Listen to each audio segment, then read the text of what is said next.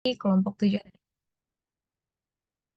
Oke, hari ini dari kelompok 7, kita mempresentasikan merancang program sederhana dengan memanfaatkan data raya. Data yang digunakan itu kita menggunakan data penjualan makanan dan minuman, dan kita merancang programnya menggunakan aplikasi Tableau. Sebelumnya, next slide. Oke, tak kenal maka tak sayang, izinkan saya memperkenalkan kelompok kami. Saya Wulansari dengan rekan-rekan saya ada Abdullah, Halimah Abida, dan Hasya Adelia Rizky, Meliana, dan Siti Nuraisha. Next slide. Oke, di sini ada grafik penjualan untuk makanan dan minuman. Untuk interpretasinya ada di slide berikutnya. Nah, dari grafik yang tadi, divisualisasikan data tersebut menunjukkan grafik penjualan per 2 bulan, di mana gambar grafik atas menunjukkan penjualan minuman dan grafik bawah menunjukkan penjualan makanan. Dan dari data grafik tersebut dimulai dari tanggal 2 April tahun 2022 hingga tanggal 9 Maret 2023, penjualan tertingginya pada makanan itu terjadi pada tanggal 11 Oktober 2022 dan penjualan tertinggi pada minuman terjadi pada tanggal 19 Maret 2023. Ya, ini gambar grafiknya. Oke, selanjutnya bisa dilanjut dengan rekan saya Halimah.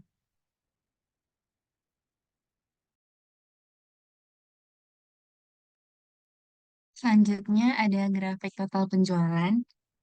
Untuk grafik total penjualan itu seperti ini dan interpretasinya berdasarkan visualisasi data tersebut menunjukkan grafik gabungan penjualan antara makanan dan minuman yang sama disajikan pada halaman sebelumnya. Namun di grafik ini digabungkan sehingga dapat melihat penjualan gabungan antara makanan dan minuman di mana mengalami penjualan gabungan tertinggi terdapat pada 11 Oktober 2022.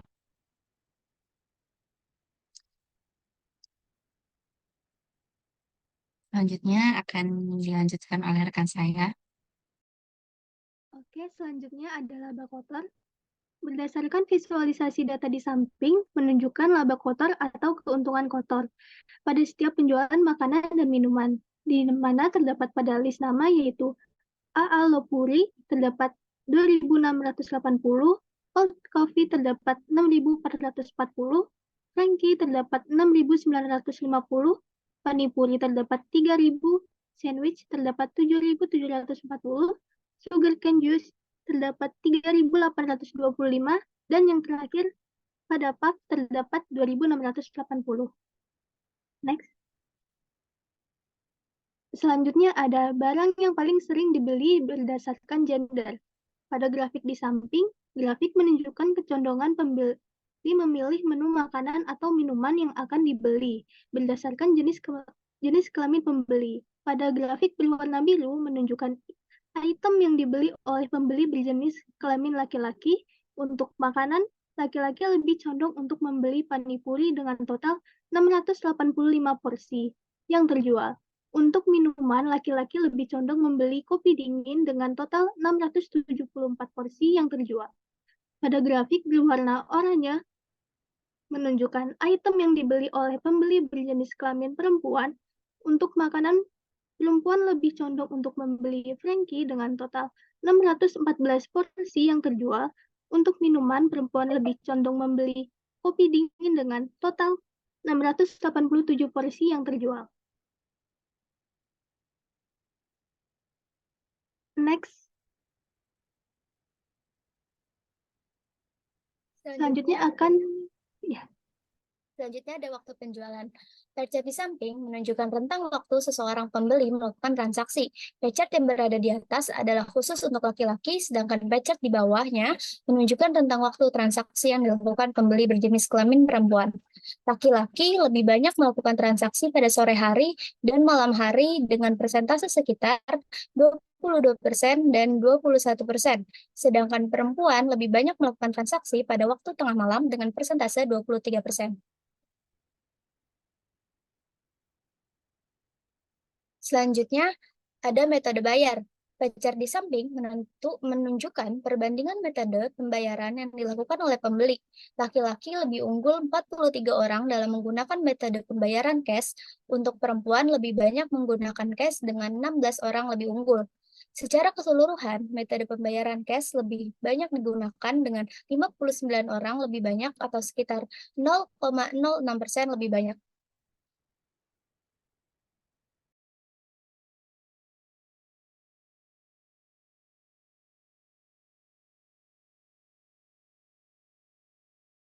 Selanjutnya akan dibacakan oleh Abdul. Berikutnya ada pola pembelian pada waktu tertentu. Grafik di samping menunjukkan kapankah waktu sebuah makanan atau minuman paling banyak dibeli. Adapun waktunya dibagi menjadi 5 kategori, yaitu pagi, siang, sore, malam, dan tengah malam. Untuk penjualan makanan terbanyak pada waktu siang, sore, dan malam adalah kopi dingin. Sedangkan pada siang adalah sari tebu. Dan untuk tengah malam, makanan yang paling banyak terjual adalah panipuri. Next.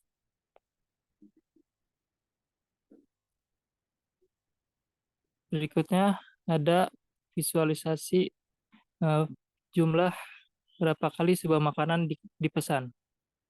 Berdasarkan visualisasi data tersebut menunjukkan banyaknya jumlah makanan yang dipesan, di mana kopi dingin di urutan pertama dengan jumlah 161 kali dipesan. Dan di urutan kedua ada sari tebu dengan total pesanan sebanyak 153 kali dipesan. Di urutan ketiga terdapat panipuri dengan total pesanan 150. Di sini sepertinya ada salah ketik. Dan di urutan selanjutnya ada Frankie, Padapov, Paulo Puri, dan sandwich.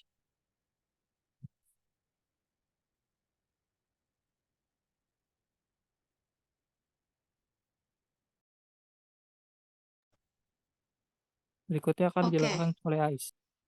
iya, makasih Abdul.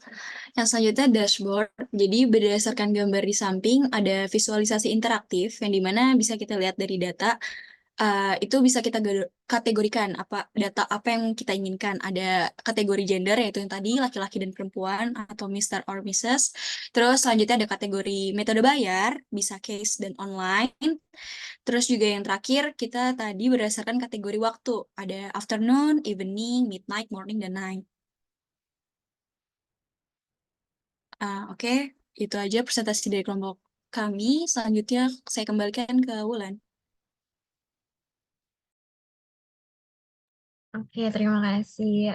Sekian dari kelompok kami, mungkin dari Ibu atau teman-teman ada yang mau ditanggapi atau mau dilanjut?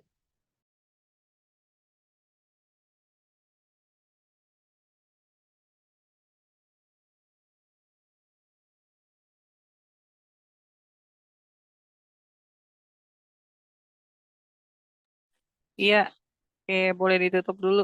Silahkan ada yang mau ditanya dulu nggak ke kelompok 7? Atau kita mau ke kelompok 8 dulu ya?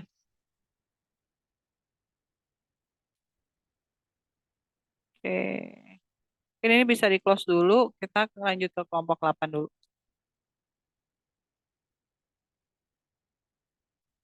Silahkan kelompok 8 mungkin bisa presentasi terlebih dahulu. Dan share screen ya, Ibu. Silahkan.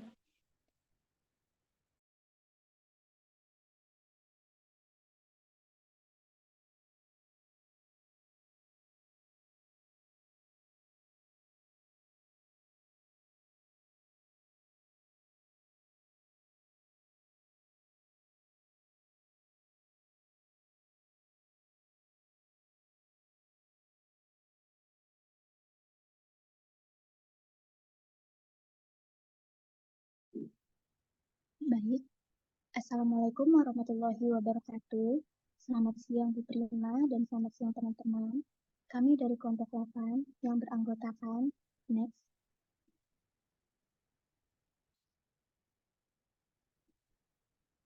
Anissa Fitri Ramadhani, Adelia Natasha, Fatima Dita Putri, Grace Pasha Kandungan, Madia Latifah, dan Kamino Nafra Tamira. Kami akan mempresentasikan penyajian kasus COVID-19 di Indonesia pada tahun 2020 pada aplikasi Power BI. Selanjutnya akan dijelaskan oleh rekan saya yaitu Tania Napra.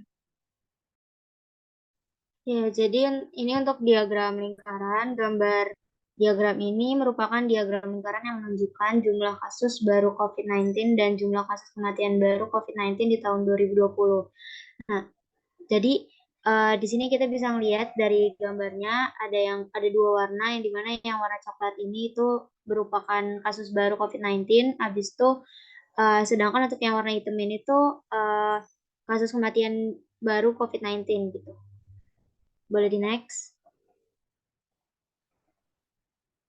Nah, ini untuk interpretasinya, interpretasi dari diagram tersebut ada dua. Yang pertama, proporsi kasus baru COVID-19 yang berwarna coklat yang dari tadi saya jelaskan.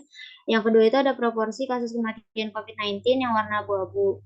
Nah, jadi tuh di wilayah berwarna coklat itu yang dalam diagram lingkaran menunjukkan bahwa sekitar 95,16% dari keseluruhan kasus COVID-19 merupakan kasus baru.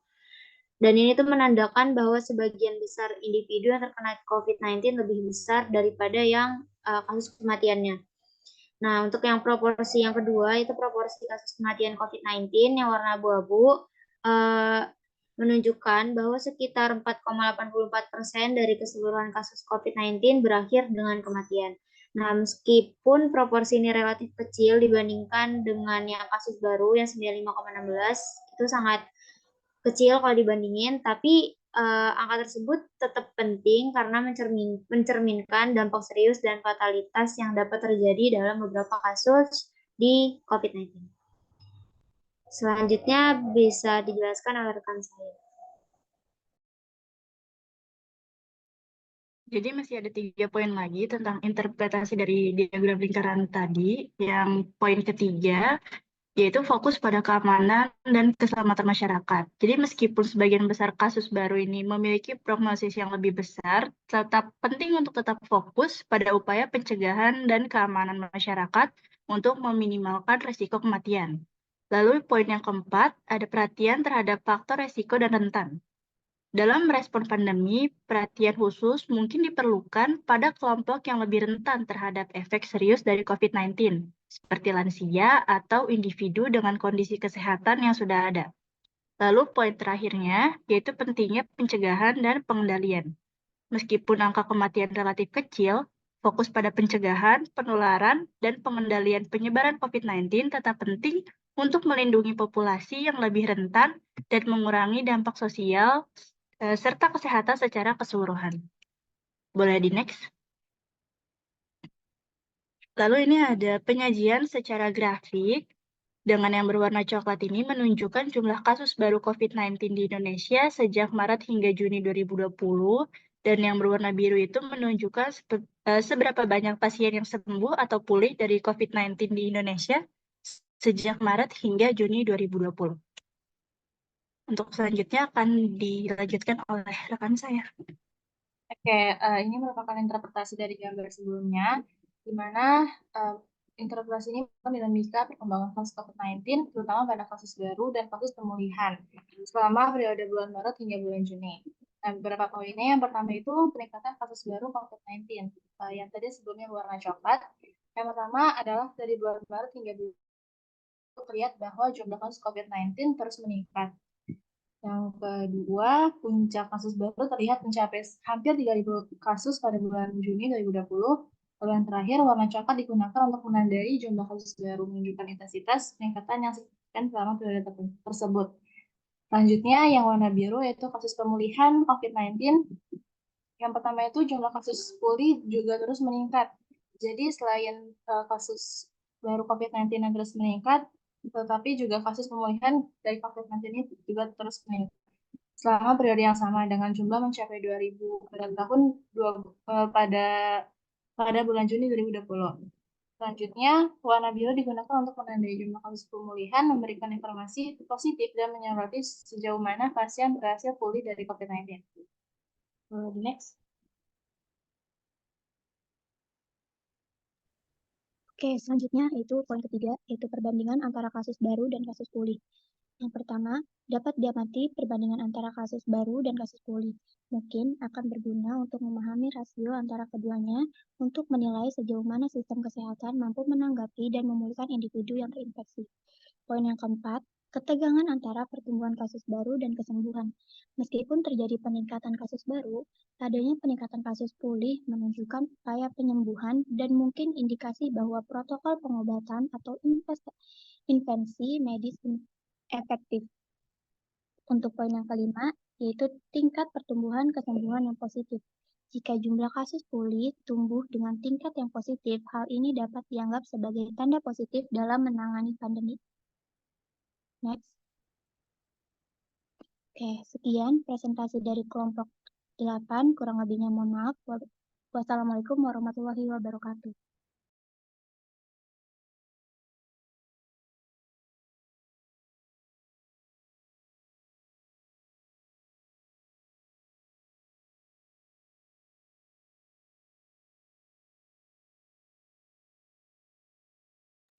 Sebelumnya mohon maaf sebelum ditutup. Jadi di sini kita bakal nunjukin gimana caranya pas udah di aplikasinya gitu.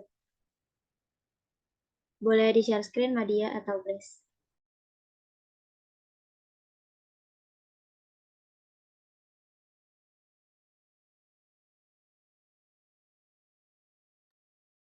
Oke, jadi kalau dalam bentukan sebelumnya suara saya kedengaran tidak? Kedengeran, Mbak. Oke. Jadi kalau di aplikasinya nanti bentukannya kayak gini. Jadi kalau misalnya kita langsung presentasiin pakai aplikasinya, di sini kita bisa ngeliat langsung presentasi per daerahnya mengenai data COVID-19 dari bulan Maret 2020 sampai bulan Juni 2020. Misalnya di sini ada, kalau kita lihat dari data, itu kasus terendah itu ada di Aceh.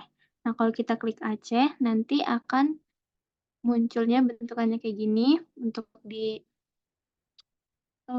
grafik batangnya, dia bakalan nunjukin seberapa kasusnya naik dan turunnya paling tinggi di mana. Kalau di sini untuk Aceh, kasus paling tinggi itu di tanggal 25 Juni 2020. Di sana ada kasus baru sebanyak 13, tapi yang pulih nggak ada.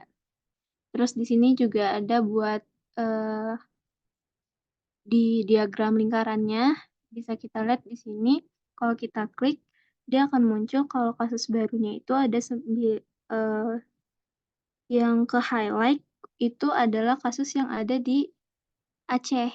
Sedangkan yang sum of new case itu keseluruhan. Jadi yang ke highlight itu ada dari 112.100 kasus, di Aceh itu ada 80 kasus yang ke highlight tentang kasus terbaru yang kena COVID. Sedangkan untuk yang kematian itu ada 3 atau 0%. Terus juga di sini kita bisa ngeliat daerah di Aceh itu yang gimana.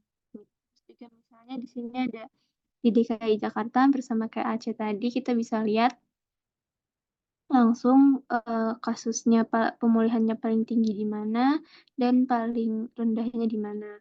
Dan itu juga buat diagram lingkarannya.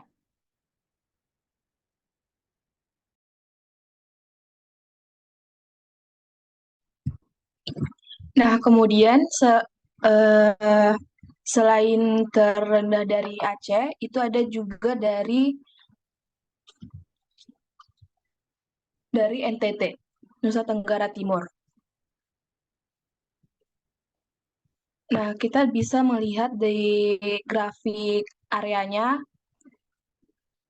itu jumlah kasus barunya itu ada 113 dari 112.100. Nah, kemudian kita lihat di diagram lingkarannya, itu kasusnya itu ada kan 113 itu 0,1% dari 95,16%. Kemudian kasus meninggalnya itu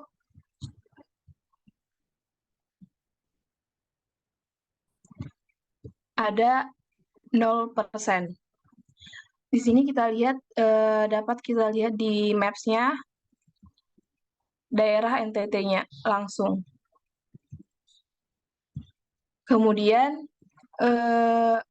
provinsi tertinggi pertama, yang kedua tadi kan ada DKI Jakarta. Nah, yang pertama itu ada Jawa Timur, yaitu dengan jumlah kasusnya itu, kasus barunya itu ada 12.087. Nah, kita dapat melihat grafik areanya.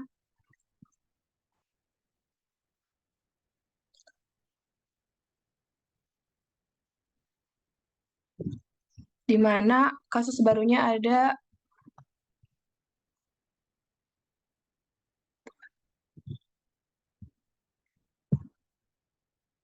12.087. Kemudian kita lihat di diagram lingkarannya juga ada kasus barunya itu kan 12.000. Nah, kemudian kalau kita persenkan itu ada 10,26%, dan sedangkan kasus kematiannya itu ada 1.000-an. Nah, kalau kita persenkan itu menjadi maaf, kalau kasus kematiannya itu ada 892 dari 5.707. Kalau dipersenkan itu menjadi 0,76% dari 4,88%. Nah, di maps-nya bisa kalau diituin langsung kelihatan di warna biru, biru muda.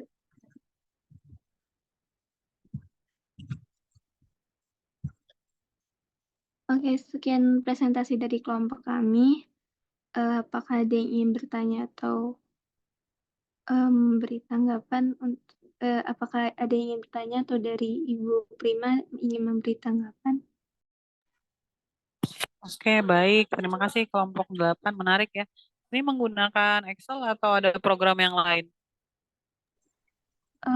Menggunakan Power BI, Bu, tapi datanya kita ambil dari Excel. Oke. Adakah teman-teman yang lain yang menggunakan mungkin software yang lain selain Power BI? Atau mungkin ada yang ingin bertanya ke kelompok 7 atau kelompok 8, dipersilahkan. Silahkan teman-teman. Boleh ditutup dulu screen-nya. Jika ada yang bertanya, dipersilahkan mungkin.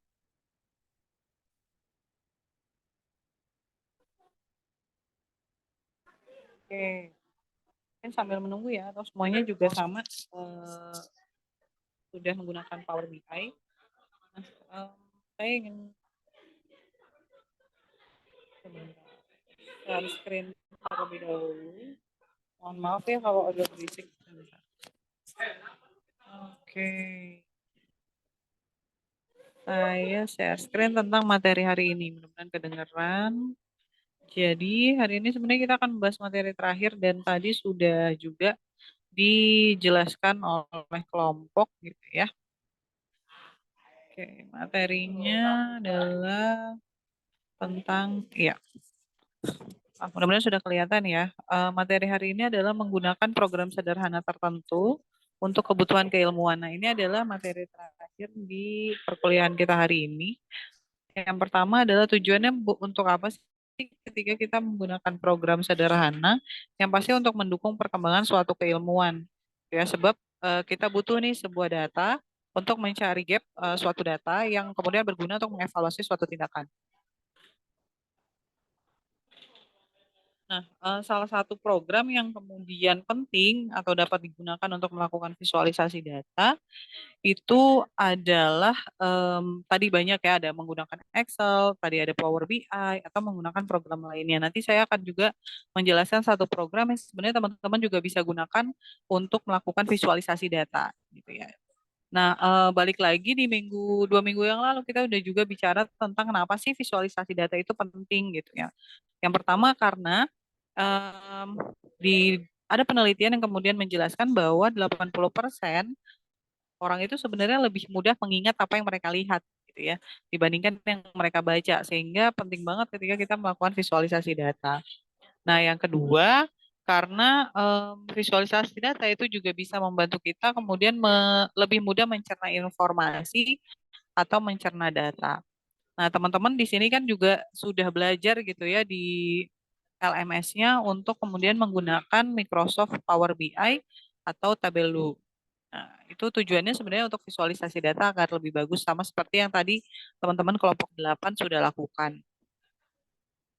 Nah, perbedaan data visualisasi dengan Excel. Nah, sebenarnya data visualisasi data adalah alat yang kemudian digunakan untuk melakukan visualisasi data dengan representasi data yang bergambar atau grafis. Kemudian juga teman-teman bisa menggunakan visualisasi data agar dia lebih interaktif. Kayak tadi ya, teman-teman bisa ngeklik data wilayahnya dan juga petanya letaknya ada di mana gitu. Nah, kemudian kalau Excel sebenarnya fungsinya untuk mengolah saja data, dan tadi kalau lihat kelompok 7, kita masih bisa tuh menggunakan visualisasi data sederhana menggunakan Excel. Jadi ditampilkan dalam bentuk bar chart atau dalam bentuk tabel atau dalam bentuk pie chart. Tapi kalau menggunakan Power BI itu jauh lebih interaktif, sehingga teman-teman ketika mau lihat datanya ada di mana nih, ada di Indonesia sebelah mana, nah itu nanti teman-teman bisa lihat. Nah, kemudian sebenarnya dalam visualisasi data itu sebenarnya sudah ada 3 konsep utama yang sebenarnya harus dimiliki. Yang pertama adalah dataset. Dataset itu berupa kumpulan data yang kemudian diimport atau dikoneksikan pada Power BI. Tadi teman-teman udah gunakan. Kemudian ada report. Report itu sebenarnya nanti adalah bentuknya satu laporan visualisasi data. Jadi isinya tuh cukup beragam gitu. Nah, kemudian ada dashboard. Dashboard itu kemudian menampilkan dataset dan informasi lainnya. Nah, mungkin teman-teman juga udah baca ini ya. Nah, ada kemudian yang mau saya share tentang, nah ada satu aplikasi, mudah-mudahan kelihatan ya, ada satu aplikasi namanya kumu.io. Itu bukan aplikasi sih, semacam software yang bisa teman-teman gunakan juga untuk melakukan visualisasi data. Ini saya ada contohnya data yang sudah dimasukkan. Jadi sama sebenarnya seperti yang lain, teman-teman harus punya data setnya dulu. Data setnya itu sebenarnya bisa dari data yang sudah teman-teman entry di Excel ataupun nanti teman-teman entry di si kumunya. Contohnya misalnya ketika kita lihat nih di si kumu, kita mau rubah dari misalnya tadi ya instansi jadi element type. Nanti sebenarnya bentuk visualisasi datanya akan berubah sesuai dengan apa yang mau kita visualisasikan data gitu ya. Ini yang mungkin teman-teman juga sudah cukup sering ngelihatnya gitu ya. Ketika kita mau melihat nih sebuah data dari satu data yang banyak banget gitu ya. Kalau tadi misalnya di data tentang COVID gitu, teman-teman dengan menggunakan Power BI itu bisa kemudian secara infografis tuh jauh lebih jelas gitu. Nah, kalau si Kumu fungsinya buat apa nih, Bu? Nah, biasanya kalau data-data untuk analisis sosial, misalnya teman-teman mau lihat pendapat, atau sekarang ya tentang capres nih, kita mau lihat tentang preferensi pemilih dari si pilihan 1, pilihan 2, atau pilihan 3. Sebenarnya bisa kita lihat nih, kita bisa visualisasikan menggunakan Kumu. Jadi, alasan-alasannya kemudian dikelompokkan sesuai dengan pilihannya. Sehingga nanti di elemennya ini cukup banyak yang bisa teman-teman gunakan gitu. Teman-teman bisa tuliskan di sini. Nanti silahkan dicoba apa namanya mengakses kumu.io. Jadi bentuknya macam-macam. Nah, selain itu sebenarnya juga ini bisa digunakan untuk melakukan analisis terkait dengan mau cari aspek kepentingan misalnya. Kalau orang sosial itu biasanya kita mau lihat interaksi antar orang, interaksi antar pemimpin dengan masyarakat, bagaimana tingkat kepercayaan. Nah, sebenarnya dari hasil kuesioner kita kemudian diolah, nanti dimasukkan, kita bisa tuh tarik garis interaksi antara satu elemen dengan elemen yang lain. Nah, jadi bisa banyak banget sebenarnya yang bisa kita lihat. Nah, ini karena saya nggak warnain, sebenarnya nanti bisa juga diwarnain. Di setiap warna itu memiliki maknanya masing-masing. Nah, ini apa namanya, teman-teman bisa akses, sebenarnya bisa berbayar, bisa tidak. Jadi yang tidak berbayar juga sebenarnya bisa diakses dengan cukup mudah. Karena tujuannya tadi ya, untuk visualisasi data. Nah, kemudian ini mudah-mudahan kelihatan ya. Kalau misalnya teman-teman mau lihatnya dari mana lagi nih, karena saya cuma sedikit, jadi contohnya, nah dia akan berubah sesuai dengan elemen mana yang mau kita lihat sebagai apa namanya elemen yang menjadi kuncinya gitu. Kayak tadi misalnya ada teks, ada status, ada apa gitu ya. Kemudian nanti teman-teman bisa lihat. Tuh. Tuh, jadi tergantung yang mau dilihatnya apa nih di sini gitu ya. Nanti dia akan berubah sesuai dengan pilihannya gitu. Oke ya, ini salah satu bentuk visualisasi data sih. Jadi sebenarnya sebagai informasi bahwa visualisasi data teman-teman mungkin dari matematika ya jauh lebih ahli daripada saya. Visualisasi data itu sebenarnya cukup beragam, tergantung teman-teman mau arah visualisasi data dan data yang mau dianalisis.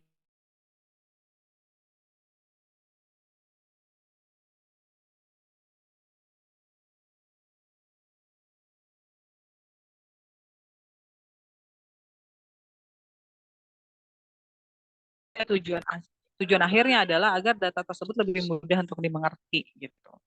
Itu ya teman-teman. Itu sih tambahannya. Ada yang mau bertanya dulu kepada kelompok mungkin?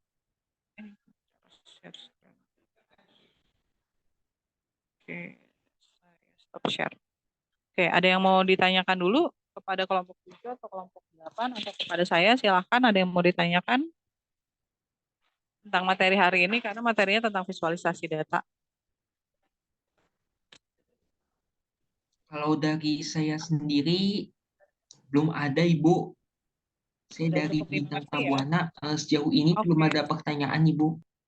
Terima kasih Bintang atas tanggapannya. Oke ya.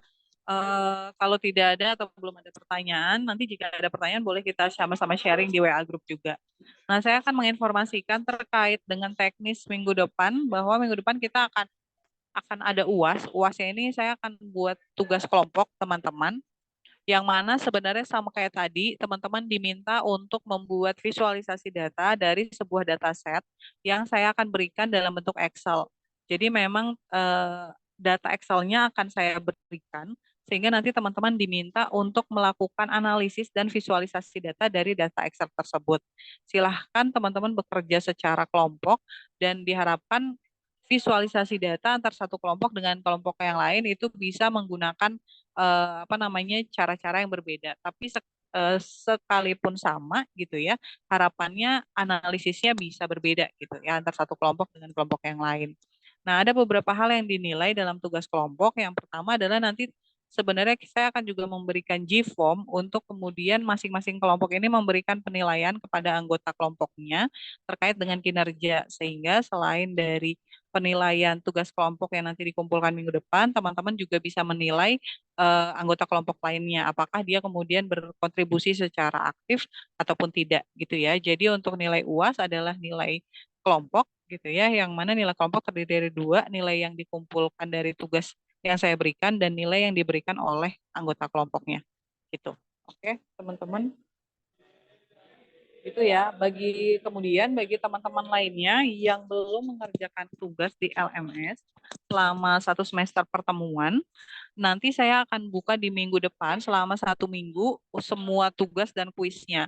Sehingga teman-teman nanti diharapkan jika belum sempat mengerjakan atau terlewat, diharapkan bisa mengerjakan. Karena itu juga menjadi salah satu nilai yang bisa nanti mendukung nilai akhir teman-teman gitu. Sekiranya nilai UTS-nya tidak terlalu bagus, harapannya bisa ditambah dari nilai-nilai tugas dan nilai-nilai akhir dari UAS. Seperti itu ya. Ada yang mau ditanyakan dulu terkait dengan teknis minggu depan? Saya izin bertanya, Ibu. Iya, silahkan boleh. Untuk softwarenya bebas apa bagaimana, Bu? Untuk softwarenya bebas. Saya tidak akan ada batasan software. Boleh menggunakan Power BI, boleh menggunakan Excel yang sederhana, boleh menggunakan software apapun yang teman-teman kira-kira mampu. Karena yang dinilai adalah nanti tugasnya adalah tugas kelompok ya. Jadi harapannya sebenarnya semua kelompok bisa berkontribusi aktif. Gitu ya. Baik, Ibu. Terima kasih. Oke, ada lagi yang mau ditanyakan? Silakan. Apakah ada lagi yang mau ditanyakan? Permisi, Bu. Iya, silakan. Nah, saya ingin bertanya untuk nanti untuk visualisasi data itu nanti setiap orang per kelompok nanti gimana? Contohnya selain COVID-19 apa saja ya selain kasus COVID-19? Oh, untuk visualisasi data, nanti data setnya atau data Excel-nya itu akan saya berikan. Jadi contohnya nanti minggu depan gitu ya. Datanya bisa random, bisa tentang kemiskinan, bisa tentang penduduk, bisa tentang gaya hidup, bisa tentang marketplace, atau e-commerce gitu ya. Jadi itu datanya nanti akan saya berikan. Nah, tugas teman-teman hanya melakukan visualisasi data dan analisis dari data tersebut. Jadi saya akan memberikan Excel, yang mana Excel itu nanti teman-teman harus olah dan analisis gitu ya. Itu diberikan tugasnya tugas kelompok. Harapannya memang khawatir kalau tugasnya tugas individu itu terlalu berat gitu, analisis dan visualisasi. Sehingga tugasnya diberikan oleh tugas kelompok sehingga teman-teman bisa berbagi tugas, siapa yang mau melakukan analisis, siapa yang nanti akan melakukan visualisasi data gitu ya. Tapi nanti dikumpulkannya dalam satu file yang mana itu adalah file per kelompok sehingga nilainya adalah nilai kelompok gitu ya. Nanti untuk datanya akan saya berikan minggu depan. Untuk data apa nanti minggu depan karena itu adalah pengambilan nilai UAS gitu. Tapi datanya bisa apa aja? Bisa e-commerce, bisa tentang penyakit, bisa tentang penduduk dan lain-lain. Itu ya. Baik Ibu, terima kasih.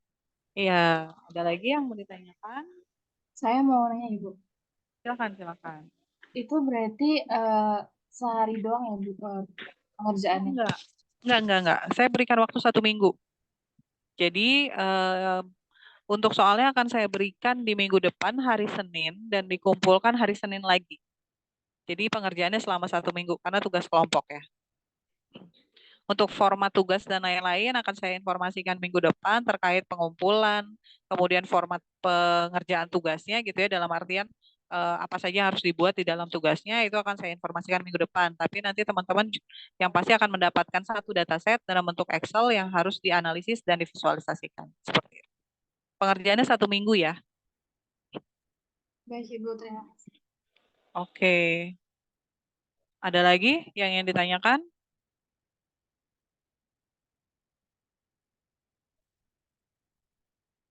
Oke, sudah cukup. Oke, sekiranya sudah cukup, mungkin kita cukupkan ya, teman-teman. Jika ada yang ingin ditanyakan atau bingung, silakan juga bertanya kepada PJ. Nanti mungkin PJ juga bisa bertanya kepada saya. Nah, untuk kita 1 semester, karena ini pertemuan kita yang terakhir, saya mohon maaf sekiranya selama 1 semester teman-teman masih ada hal-hal yang belum tersampaikan dengan baik atau kurang optimal dalam penyampaiannya. Harapannya sebenarnya teman-teman juga bisa belajar dari LMS dan juga secara langsung gitu ya. Itu saja dari saya untuk hari ini. Terima kasih. Kita masih ketemu minggu depan untuk UAS. Jika tidak ada yang ditanyakan lagi, saya tutup. Nah, jika ada pertanyaan, nanti bisa dilanjutkan via WA Group. Itu ya, teman-teman. Terima kasih untuk semuanya. Saya tutup. Wassalamualaikum warahmatullahi wabarakatuh. Waalaikumsalam warahmatullahi wabarakatuh. Terima kasih banyak Ibu. Terima kasih, Bintang.